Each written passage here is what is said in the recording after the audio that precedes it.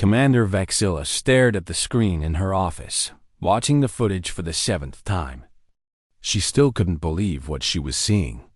Her scales rippled with unease as the images played again, showing creatures that defied everything the Galactic Council knew about intelligent species. The distress call had come from the survey ship Harmonious Dawn 3 cycles ago. The crew had been terrified, their voices shaking as they reported their encounter with the beings from a planet called Earth. Now Vexilla understood why. These humans were unlike anything in the known galaxy. The first clip showed a human in a white protective suit standing next to one of the survey crew members. The human's face was clearly visible through its helmet. What disturbed Vexilla most was the expression. The human was showing all of its teeth, lips pulled back in what every civilized species recognized as a threat display. Yet, according to the report, this human claimed to be showing friendship. Vexilla paused the image and leaned closer. The teeth were flat, not designed for tearing flesh like a predator's, but the display was unmistakable.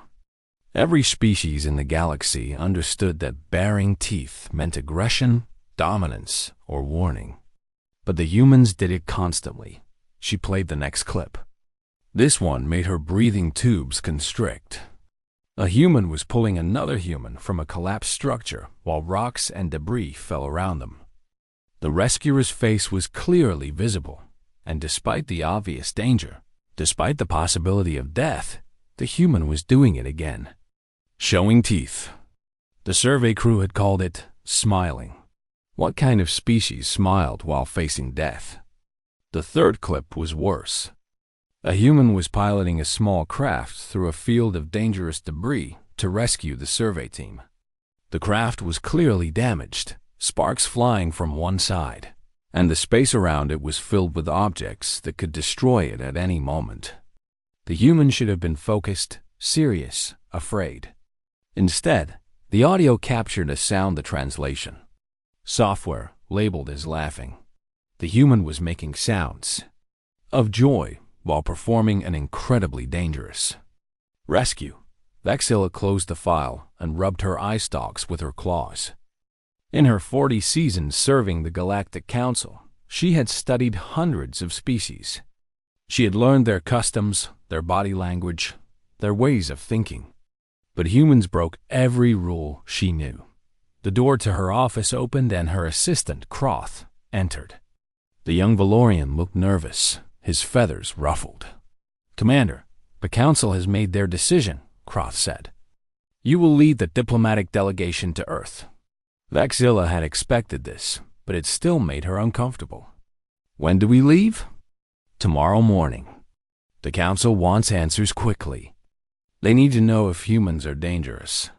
After Croth left, Vexilla spent the rest of the day studying everything the survey team had gathered about Earth. What she found didn't make her feel better.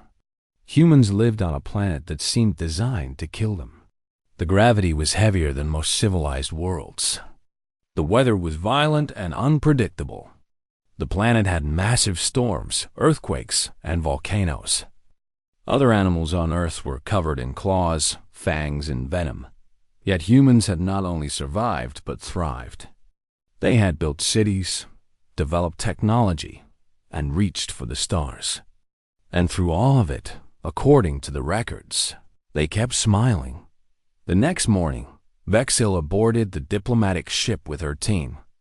There were 5 of them in total. Herself, Croth, a security officer named Vex, a xenobiologist called Dr. Mira, and a cultural specialist named Zoan. They were all experienced professionals.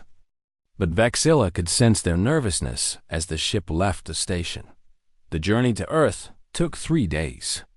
Vexilla spent most of that time reviewing the materials and preparing her team. She warned them about the smiling, about the strange human behaviors, about staying calm no matter what they saw.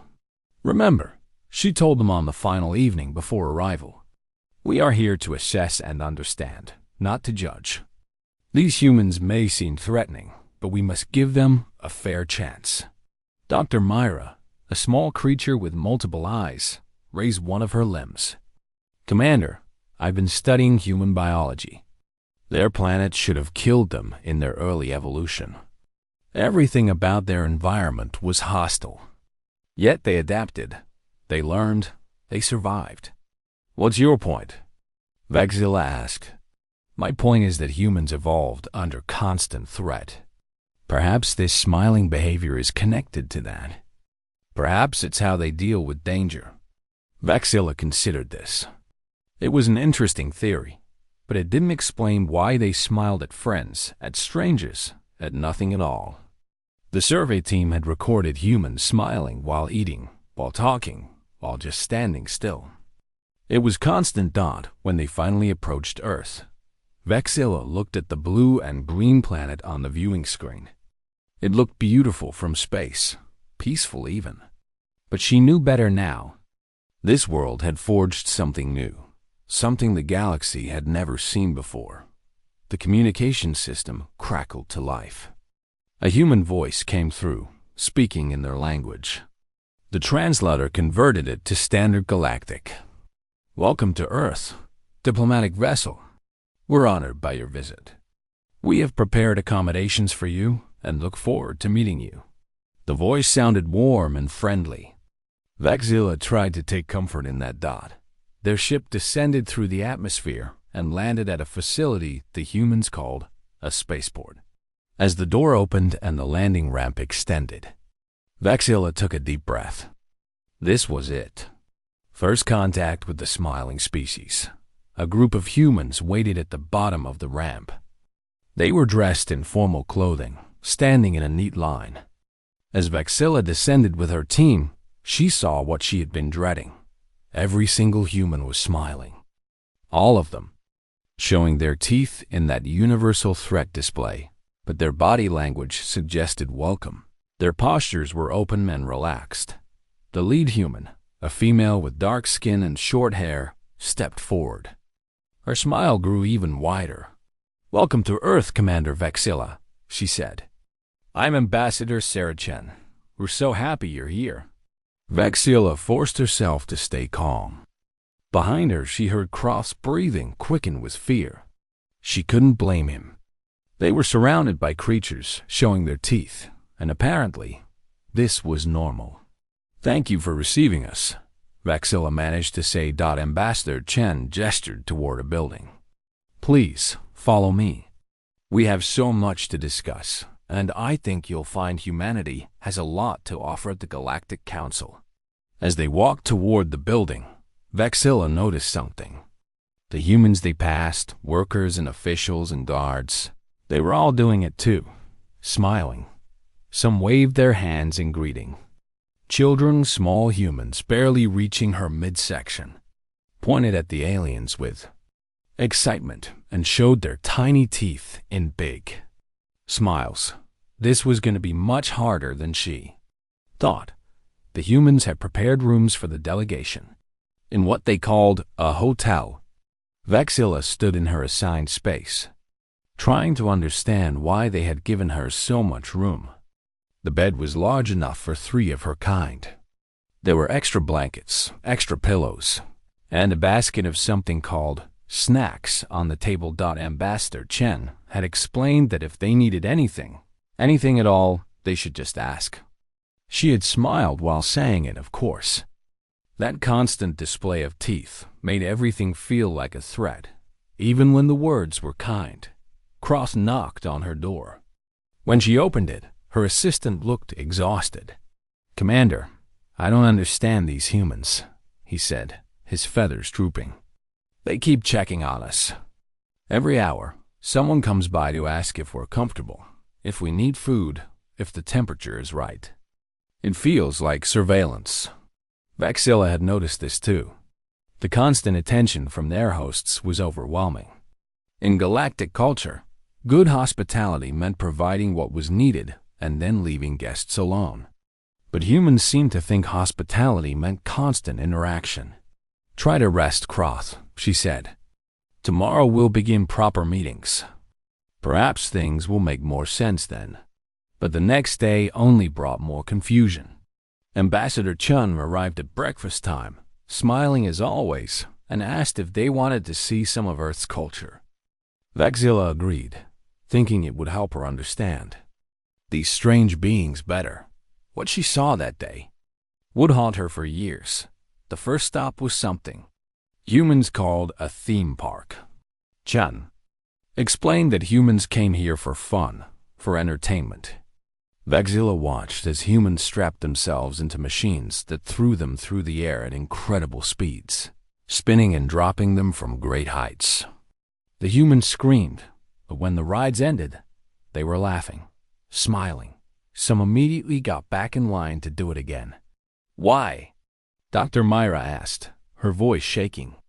Why do they do this to themselves? Ambassador Chun's smile somehow grew larger. It's exciting. The adrenaline rush, the feeling of fear mixed with safety, it's exhilarating. Vexilla didn't understand. Humans purposely scared themselves for pleasure. What kind of species did that? The next stop was worse. They visited a place where humans climbed up the sides of artificial rock walls using only their hands and feet. No safety equipment, just small holds and their own strength. Vexilla watched a young male, climb higher and higher. Her heart raced with anxiety for him. We've been failing and learning and trying again for our entire existence. That's going to make all the difference. The Scourge fleet entered Earth's orbital space. Immediately, the human fleet moved to engage. Vexilla watched as the battle began, and what she saw defied all military logic she knew. The human ships didn't fight in formation. They didn't follow standard tactics. Instead, they moved unpredictably, breaking apart and reforming, attacking from unexpected angles. When Scourge ships targeted them, human pilots did things that no sane species would attempt. Flying through debris fields and using planetary gravity to slingshot around for surprise attacks. One human pilot flew her damaged fighter directly at a Scourge battleship. Vexilla thought she was going to ram it in a suicide attack. Instead, at the last second, the pilot ejected, and the fighter, loaded with explosives, detonated against the battleship's shield generator. The shields went down, and 3 other human ships immediately targeted that vessel's weak points. The pilot's face appeared on the communication screen as she was recovered. She was laughing. Did you see that? Perfect timing. Humanity, Admiral Chun said, has a saying. Improvise, adapt, overcome. We've been doing it all our lives. But the Scourge had numbers. For every ship humanity destroyed, 2 more took its place. The battle raged for hours, and slowly, the human fleet was being pushed back. Scourge landing craft broke through the orbital defense and headed for the surface. Vexilla felt despair settle over her.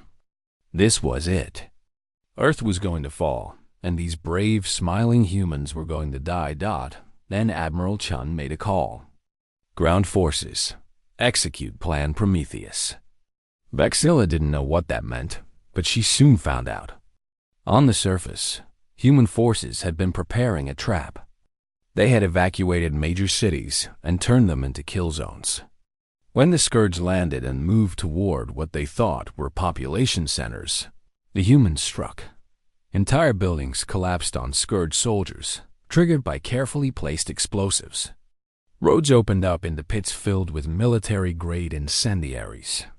Automated defense systems, hidden in rubble, activated and caught the Scourge in crossfire. The humans had turned their own cities into weapons. We can rebuild cities, Admiral Chun said, watching the tactical display. We've done it before. After wars, earthquakes, fires, floods. Humans are really good at rebuilding. The Scourge didn't know that. The Scourge hive mind, for the first time in its long existence, encountered something it didn't understand. These humans fought without fear. They sacrificed their own territory without hesitation. They adapted faster than the hive mind could process. Every time the Scourge thought it understood the human strategy, the humans changed it. A massive Scourge mothership moved toward Earth, preparing to deploy its full force. Human command went quiet. This was the crisis point. If that ship landed its troops, the battle was over. Admiral Chun took a deep breath. Then she smiled. Time for the surprise. Fire the railgun. The what? Vexilla asked down high in the mountains, hidden under camouflage. Something humanity had been building in secret activated. It was a magnetic acceleration cannon, primitive by galactic standards, but massive in scale. It fired a solid projectile at a significant fraction of light speed. The projectile hit the Scourge mothership dead center. The ship's shields, designed to stop energy weapons, did nothing against solid matter moving at relativistic speed. The projectile punched through the mothership like it was paper, and the ship broke apart, debris spreading across orbital space. The Scourge fleet stopped. For a long moment, nothing happened. Then, incredibly, they began to retreat. The hive mind was calculating, processing, and reaching a conclusion it had never reached before. This prey was too dangerous to hunt. The command center erupted in cheers. Humans hugged each other, some crying, some laughing, many doing both at once. Admiral Chun closed her eyes for a moment, took a deep breath, and then smiled wider than Vexilla had ever seen her smile before. "We did it," the Admiral said quietly. Then louder, "We did it." Vexilla stared at the tactical display where the Scourge fleet was retreating into deep space. In all of recorded galactic history, the Scourge had never retreated. They consumed worlds. They destroyed civilizations. They moved on. They didn't run away, but they were running from humanity. Double quotes. How? Vexilla asked. How did you do this? Admiral Chun turned to her, and for the first time, Vexilla saw exhaustion in the human's eyes. But the smile remained. We did what humanity always does, Commander. We looked at an impossible situation and decided it wasn't impossible after all. We just had to be willing to pay the price and do whatever it took. Over the next few days, Vexilla watched humanity shift from war to recovery. The speed of the transition amazed her. Soldiers returned from battle and immediately joined reconstruction efforts. Factories stopped making weapons and started producing building materials. Medical facilities treated wounded humans and Scourge prisoners alike with the same care. That last part shocked Vexilla most. She found Admiral Chun at a medical facility, visiting wounded soldiers. The Admiral stopped to talk with each person, thanking them, listening to their stories. At the end of one row of beds, Vexilla saw something that made her freeze. A human doctor was treating a captured Scourge soldier. The creature was sedated, its hive connection severed. It was helpless. The doctor could have let it die. Instead, she carefully cleaned its wounds and administered medicine, her face focused and gentle. Why? Vexilla asked. That creature came here to destroy you. The doctor looked up, and of course, she smiled. It's not a creature, Commander. It's a patient. When someone needs help, we help them. That's what doctors do. Vexilla walked through the city that evening with Ambassador Sarah Chun. Construction crews worked through the night, clearing rubble and beginning repairs. Volunteers handed out food and water. Children played in temporary shelters, their laughter echoing through the makeshift streets. Your cities are destroyed, Vexilla said. Thousands of your people died. How can they smile? How can they laugh? Sarah was quiet for a moment. They stopped at a memorial wall where humans had written the names of the fallen. Because the alternative is to let the tragedy win, she finally said. We honor those we lost by continuing to live, by continuing to hope, by continuing to smile. Does that make sense? No, Vexilla admitted. But I think I'm starting to understand anyway. They watched as a human child, no more than 6 years old, placed a flower at the memorial wall. The child's mother stood beside her, tears running down her face. But she was smiling too, a sad smile, but a smile nonetheless. "We smile because we choose to," Sarah said. "We smile in defiance of death, of tragedy, of fear. We smile because we're still here, still alive, still human. That's the real reason you find us terrifying, isn't it? Not because we're aggressive or violent, but because we refuse to surrender to despair." Vexilla thought about this for a long time. She thought about everything she'd seen during her time on Earth. The humans throwing themselves into danger for fun. The child jumping into water to save another. The pilots grinning as they flew into battle. The doctor treating an enemy with care. "You're right," Vexilla said. "That is terrifying. But not in a bad way." The Galactic Council requested a full report. Vexilla spent 3 days writing it, trying to find the right words to explain humanity. In the end, she decided simple truth was best. She transmitted her report and waited. The Council's response came quickly. They wanted a full session to discuss humanity's application for membership. Vexilla would need to present her findings in person. The day before she was scheduled to leave Earth, a human engineer named Marcus approached her. He was working on repairing the orbital station, and he had asked to speak with her privately. "Commander," Marcus said, "I wanted to thank you for warning us about the Scourge. We might not have won without that extra time to prepare." "I didn't do much," Vexilla said. "Your people did all the real work." Marcus smiled, and Vexilla realized she was getting used to it now.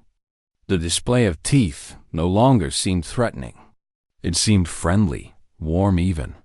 "Still, you helped. And I wanted to give you something." He handed her a small object. It was a photograph, an image printed on paper. It showed a group of humans, all different ages and colors, standing together with their arms around each other. They were in front of a partially rebuilt building. And they were all smiling. "That's my family," Marcus said. "We lost our home in the battle, but we're rebuilding it together.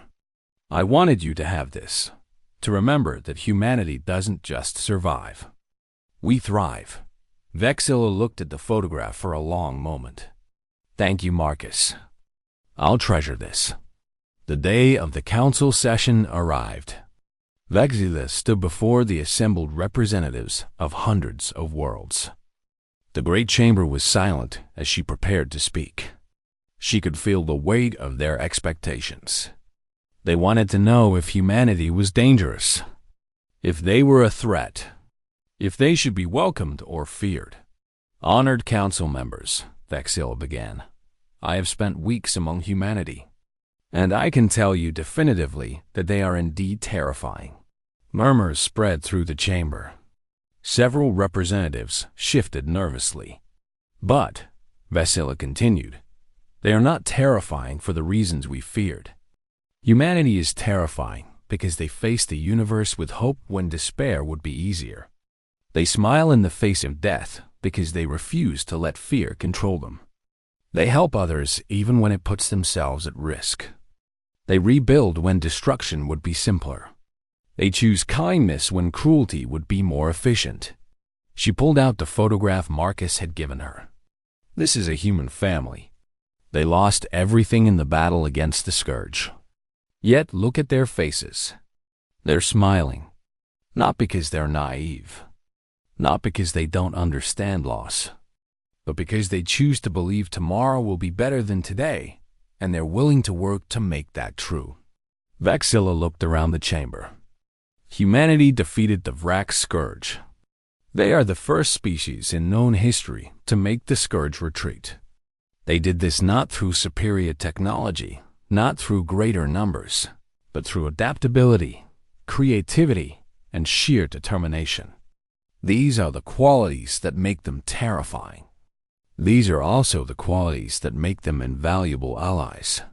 "The Scourge will return someday," Vexilla said.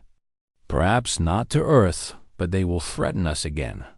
When that day comes, I want humanity standing beside us. I want their hope, their courage, their refusal to accept defeat. I want their smiles, because those smiles represent something our galaxy desperately needs. She paused. They represent the belief that no matter how dark things get, we can make them better. That's what makes humanity terrifying. That's what makes them wonderful. I recommend immediate acceptance into the Galactic Council with full membership privileges. The chamber was silent for a long moment. Then the High Chancellor, an ancient being from a species that had been part of the Council for millennia, spoke.